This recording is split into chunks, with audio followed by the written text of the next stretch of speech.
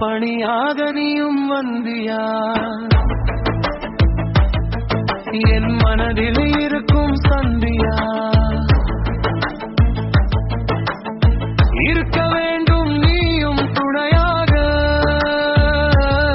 உனது சொல் கூட இனிக்குதடி இனிப்பாகல இமைகள் கூட இல்லையடி தனியாக உனது கண்களுக்கு நானே ஒளியாக இன்பம் என்பது நீதானடி துன்பம் என்பது நெருங்காதடி நான் போய் கூறவில்லை சொல்வது அனைத்தும் உண்மையடி நீயே எனது சொந்தமடி